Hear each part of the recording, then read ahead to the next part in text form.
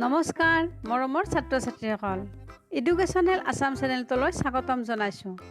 আজি তোমালোকৰ বাবে লৈ আহিছোঁ সপ্তম শ্ৰেণীৰ পাঠ্যপুথিৰ পাঠ নম্বৰ 13 প্ৰাগ ঐতিহাসিক অসম। আজি আমি এই পাঠটিৰ প্ৰশ্নৰ উত্তৰবিলাক দিবলৈ লৈছোঁ।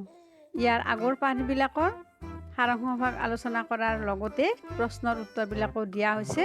তোমালোকে যদি এতিয়ালৈ চোৱা নাই চাই ল'বা। আজি আহা 13 নম্বৰ পাঠলৈ।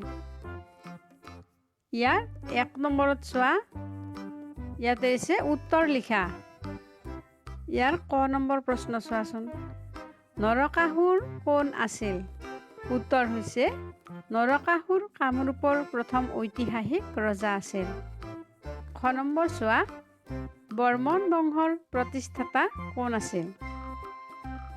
উত্তৰ হৈছে বৰ্মন বংশৰ প্ৰতিষ্ঠাতা পুষ্য বৰ্মন আছিল। গ নম্বৰ, হিউৱেন চাঙে কোন বিশ্ববিদ্যালয়ত অধ্যয়ন কৰিবলৈ আহিছিল? উত্তৰ হৈছে হিউৱেন চাঙে নালন্দা বিশ্ববিদ্যালয়ত অধ্যয়ন কৰিবলৈ আহিছিল। ঘ নম্বৰ, অভিনৱ গুপ্ত কোন আছিল? উত্তৰ হৈছে অভিনৱ গুপ্ত এজন পণ্ডিত আছিল। ঙ নম্বৰ, পুৰণি কামৰূপ ৰাজ্য কেইটা ভাগত বিভক্ত আছিল? উত্তৰ হৈছে পুৰণি কামৰূপৰ ৰাজ্য 4টা ভাগত বিভক্ত কৰা হৈছিল।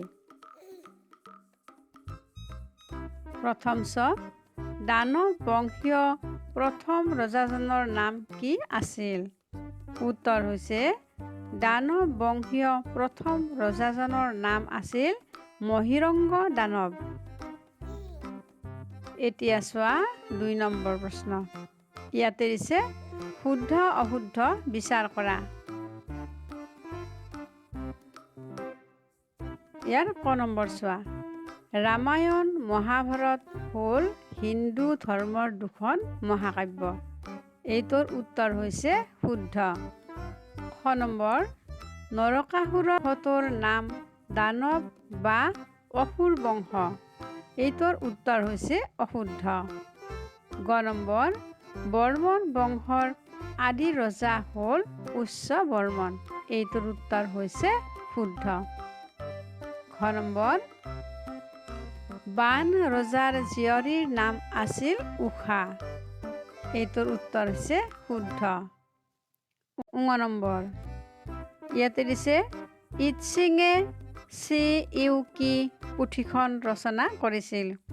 এইটোৰ উত্তৰ হৈছে অশুদ্ধ।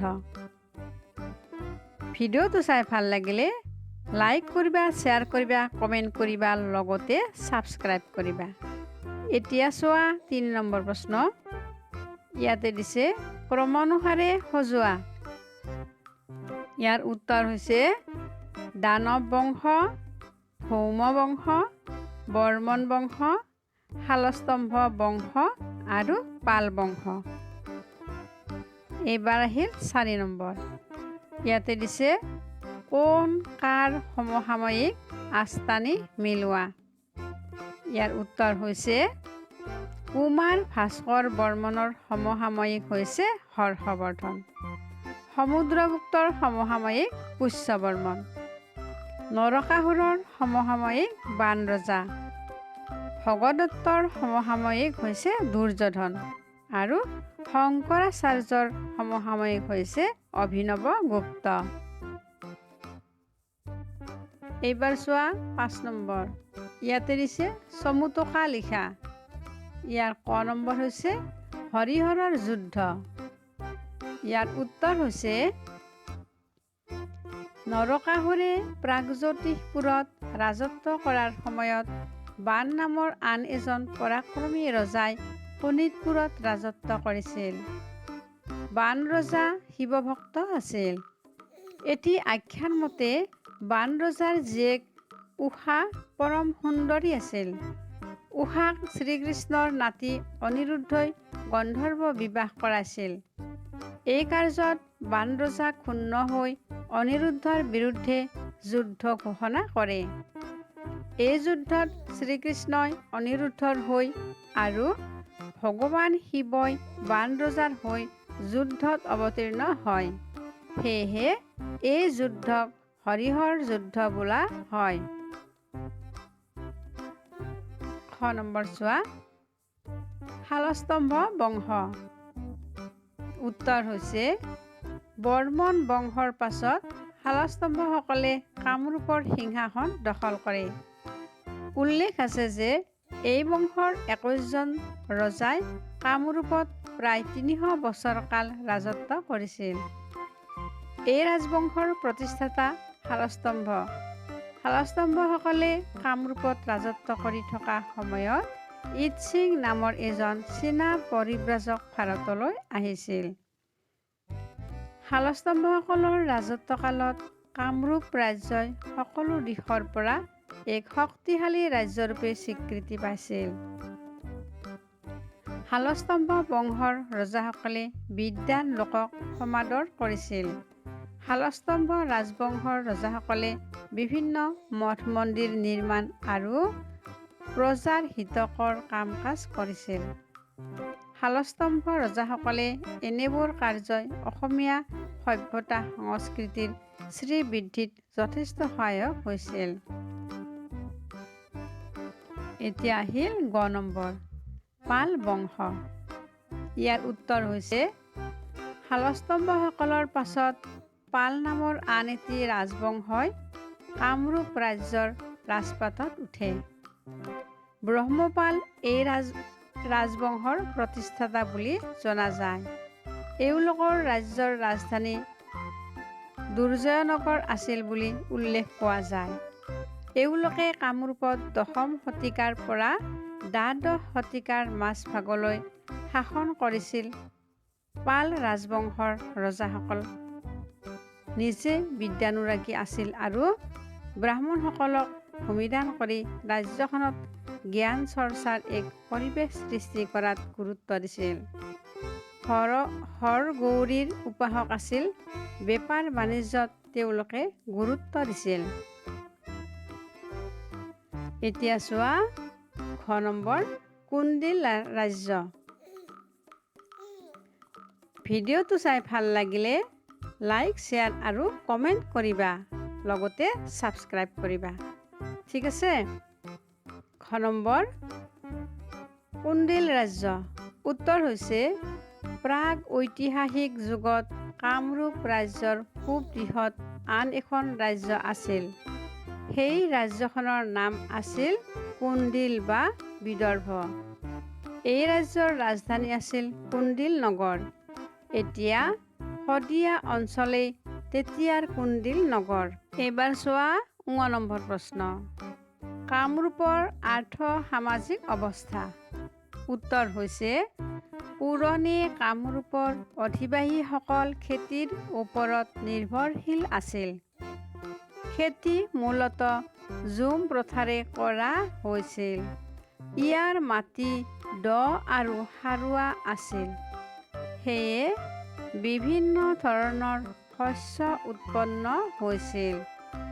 হিউৱেন চাঙৰ চি.ইউ. কিট এই ৰাজ্যত জলসিঞ্চনৰ জৰিয়তে খেতি কৰাৰ কথাও উল্লেখ কৰিছে।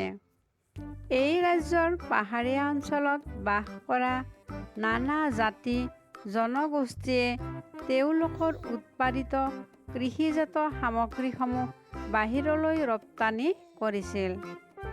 ইয়াৰ ভিতৰত প্ৰধান আছিল তেজপাত। প্ৰাচীন কামৰূপৰ সামাজিক ভেটিটো সম্পূৰ্ণৰূপে হিন্দু বৰ্ণাশ্ৰম ধৰ্মৰ ওপৰত প্ৰতিষ্ঠিত নাছিল যদিও ব্ৰাহ্মণসকলক সমাজত উচ্চ স্থান দিয়া হৈছিল। পৰিয়ালেই সমাজৰ ক্ষুদ্ৰতম গোট আছিল। যৌথ পৰিয়ালৰ প্ৰচলনেই সৰ্বাধিক আছিল।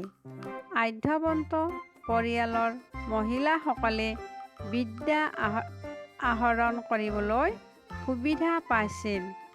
সতীদাহ আৰু পৰ্দা প্ৰথাৰ প্ৰচলন নাছিল।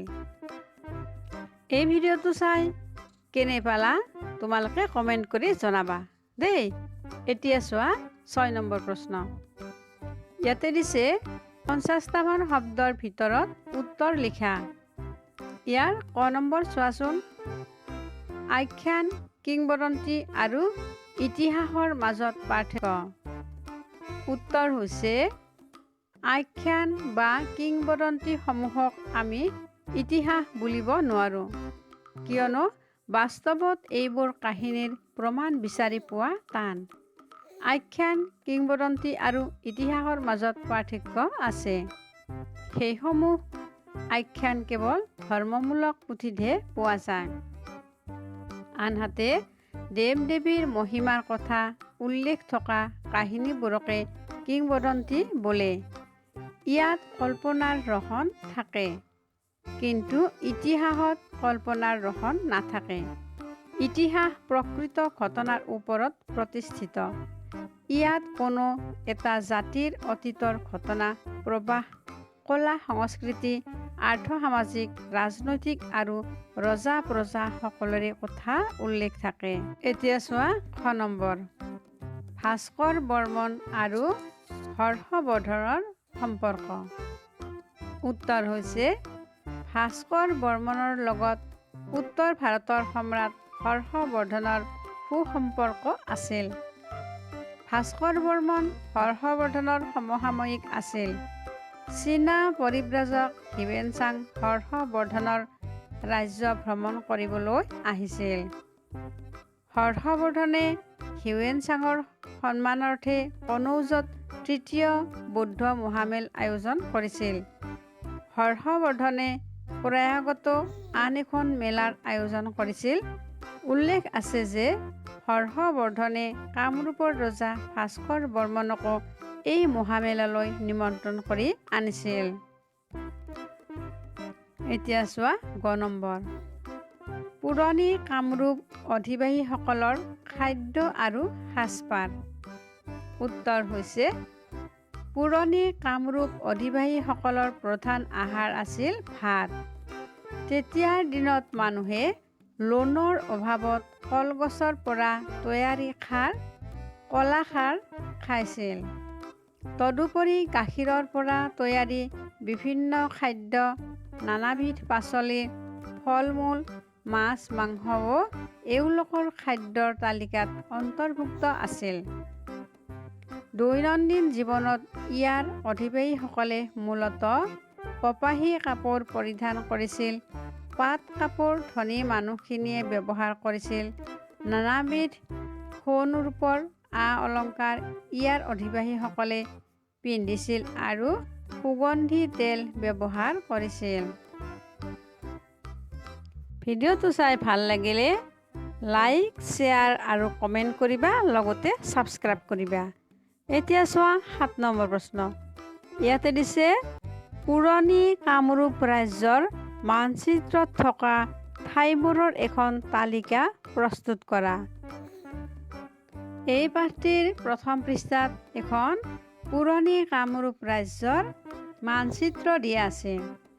এই মানচিত্ৰখন চাই তোমালোকে এই ৰাজ্যখনৰ ঠাইবোৰৰ এখন তালিকা প্ৰস্তুত কৰি ল'বা। ঠিক আছে?